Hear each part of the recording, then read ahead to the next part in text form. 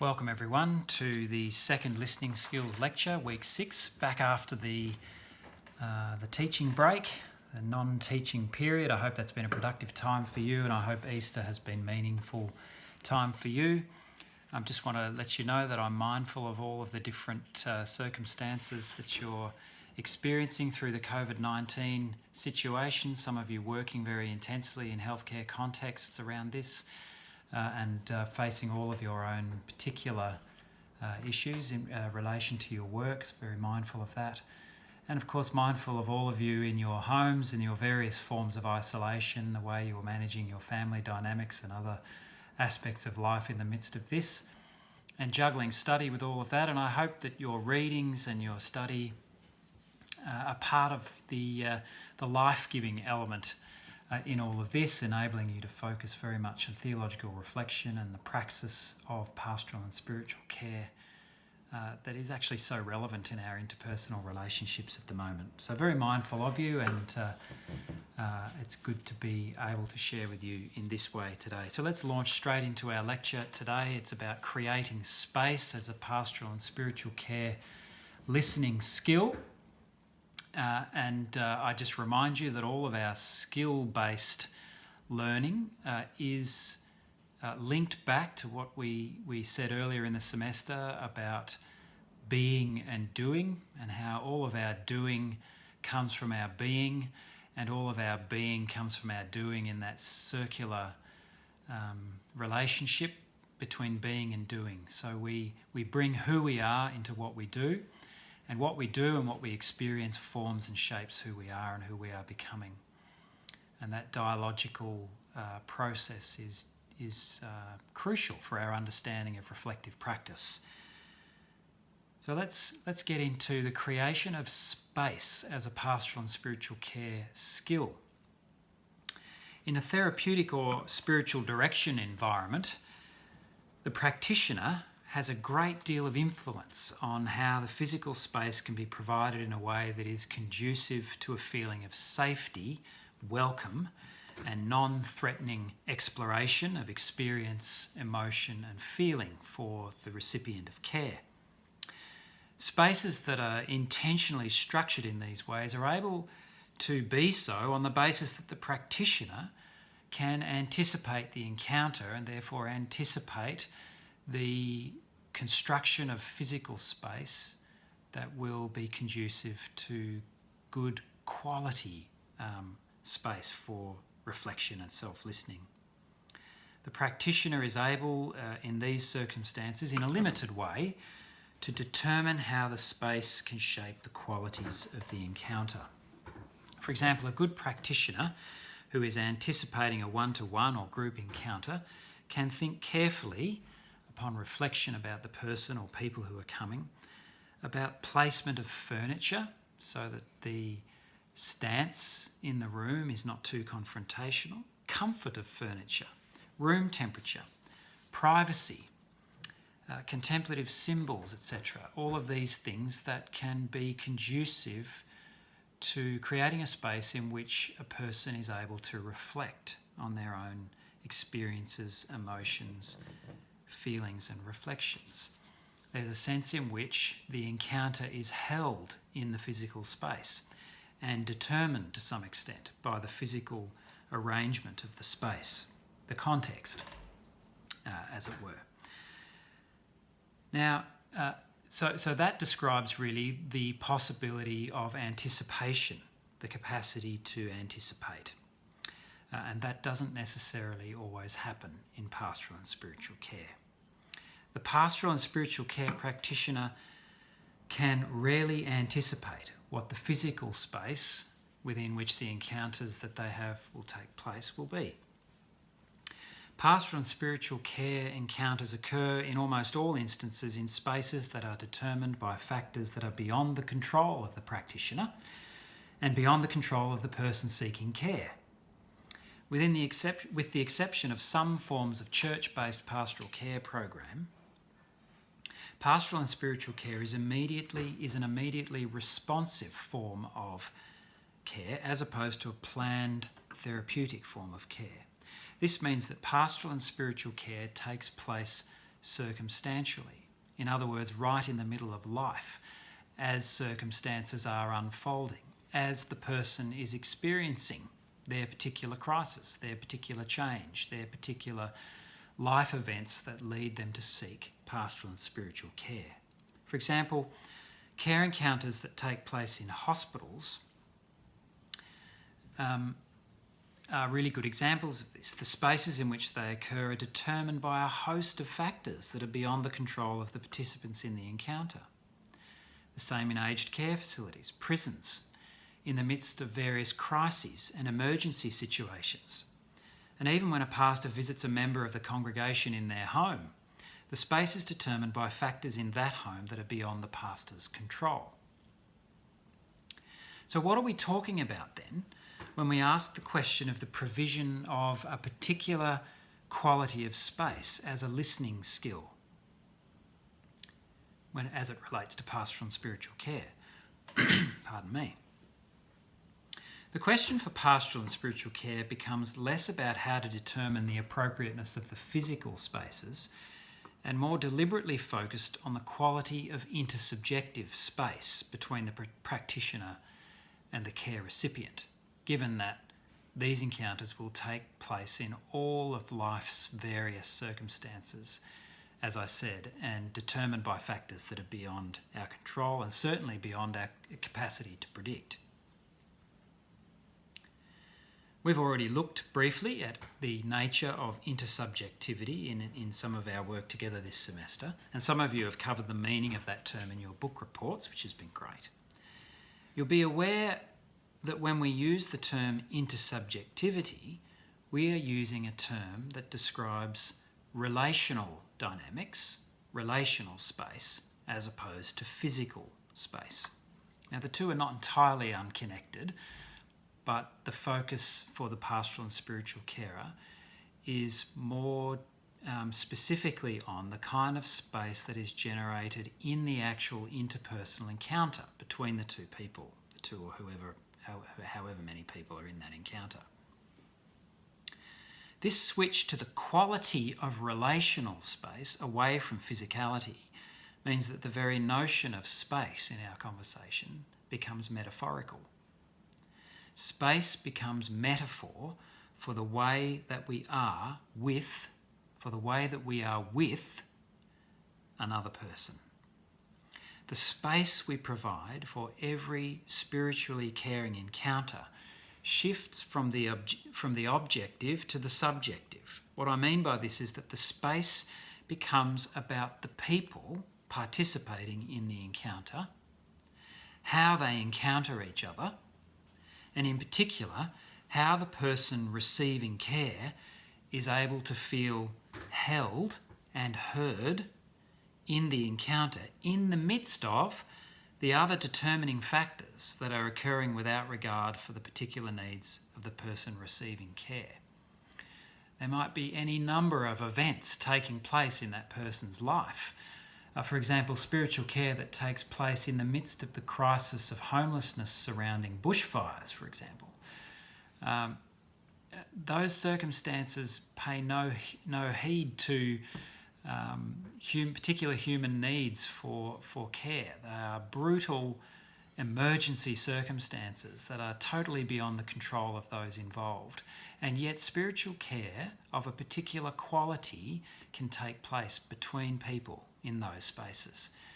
And we're always determined by our environmental factors. In this sense, we are also determined by the way the pastoral spiritual care practitioner approaches the person seeking care and how the space between them is co-created. This is what we mean by intersubjectivity.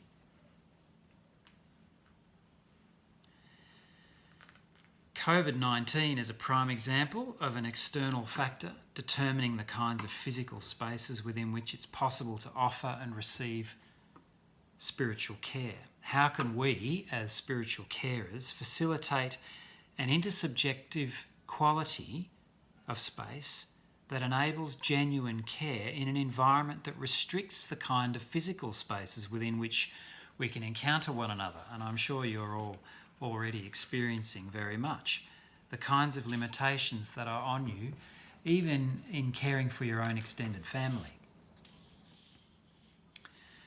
Now, there are two important concepts that we need to name. There are more than two, of course, but today we've only got time to name two, and we'll name one in this particular lecture and another in another short lecture that I'll give to you later today as well. The first is a theological concept, the concept of kenotic humility.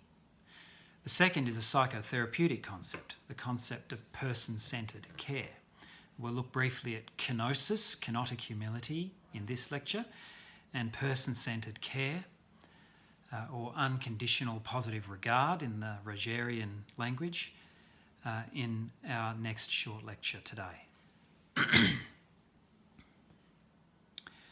Kenosis, like most theological concepts, is both profoundly life-giving and characterised by deadly risks if misunderstood. Let's begin by exploring the roots of the idea of kenosis in both the Hebrew Bible and the New Testament. To help us do this, we turn to one of the most helpful discussions of kenosis in recent times.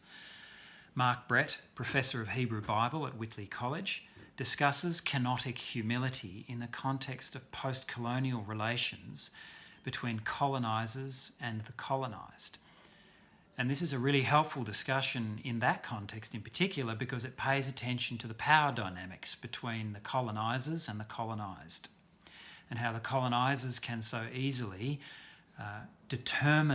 completely determine the quality of the national space without regard for the way the colonised have traditionally been in that space or would develop that space now in their own way.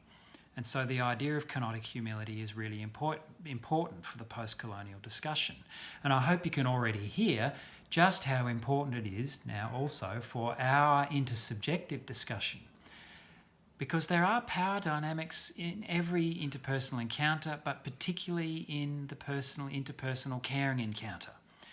The power resides with the caregiver by default, and only plays out from there, will be determined how it plays out from there by the way the caregiver enters that space.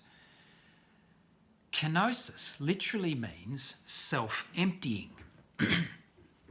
The word itself appears most famously in the Philippians 2 hymn, where we read these words: "Let that same mind be in you that was in Christ Jesus, who, though he was in the form of God, did not regard equality with God as something to be exploited, but emptied himself, kenosis, taking on the form of a slave, being born in human likeness." Now, you will have all of your own ideas, no doubt, based on many years of reflection, or not so many years of reflection, on what this means. Let me reflect from my perspective and from the perspective of others. The idea expressed in this word, kenosis, is most importantly not an idea where the subject, me, the carer, you, the carer, exercising kenotic humility, subjugates themselves to the other to the point of annihilating themselves or giving up their own subjectivity. We discussed the danger of that distortion when we looked at the error in Simone Weil's perspective and Neil Pembroke's perspective. This is also why the New International Version of the New Testament, translation of the New Testament of this word is so problematic when it states that Christ made himself nothing, which is clearly not what is meant here. I think the idea of emptying oneself is closer to the root meaning of the word kenosis than made himself nothing, which to many of us seems like an absurd concept. The idea at the heart of kenosis is the idea of creating space for an other to be. We do this by diminishing the amount of space occupied by ourselves. This is actually quite a simple concept, really. We do it every day. Even now, think of the way we move over in order to maintain a safe physical distance in the context of COVID-19. I move over to the side of the path when I'm out for my morning run to create space for the other person coming the other way or going the same way as me to be safe as we pass one another. This is a form of kenotic humility. I move over to create a safe space for the other to be. If I were to show no regard at all for the other person and merely fill the space with myself, then I would be forcing the other person to move away, to move off the path in order to create the necessary space. That is not the exercising of kenotic humility for me. The exercising of kenotic humility it relies on me being present to actually facilitate the creation of that space. So I am not annihilated. I am participating in the creation of a particular quality of space. But it is a space that is created by me intentionally removing myself to some extent from that space so that there's room there for someone else to be. Using the work of German theologian Jürgen Moltmann, Mark Brett relates kenosis to the creation narratives in Genesis that, he says, reveal the self-limiting life of God. And that is, it is crucial to see kenosis, therefore, not as a temporary anomaly in the life of Christ, but as a characteristic of the Trinitarian life that makes space for the whole created order. So kenosis is not only present in the Philippians hymn, but present in the creation narratives. In its very nature, it is in the very nature of the creation narratives to present an idea of the Hebrew God as kenotic, as possessed of a form of kenotic humility.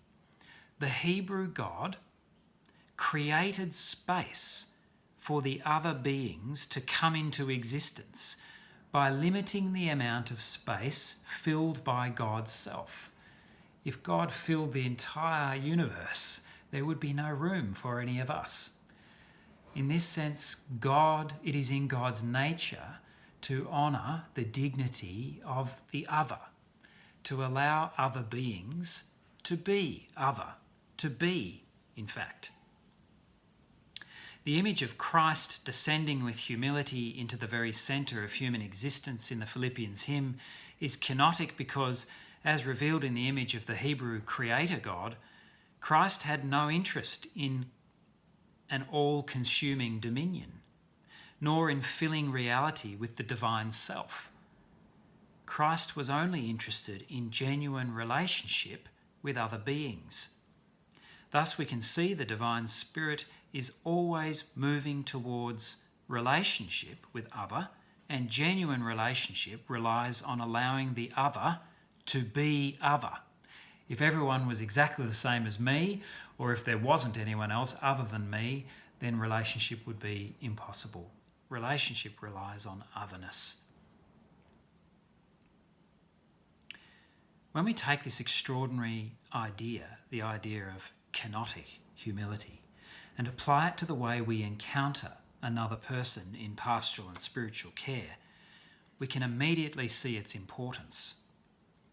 When I approach another person with the intention to offer care, the spiritual practice of kenotic humility enables me to focus on providing an intersubjective space that creates room, space, for the other to fill with themselves and their own spiritual understanding and growth.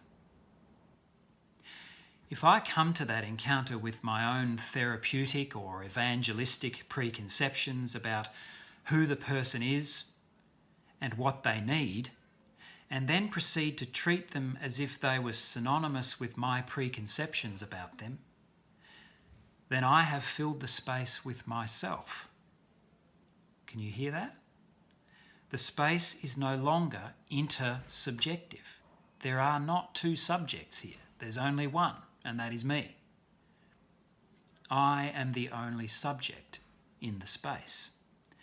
If, on the other hand, I come with kenotic humility, setting aside, as much as possible, my preconceptions about who the person is and what I think they need, and focus on creating a space into which they feel safe to place themselves.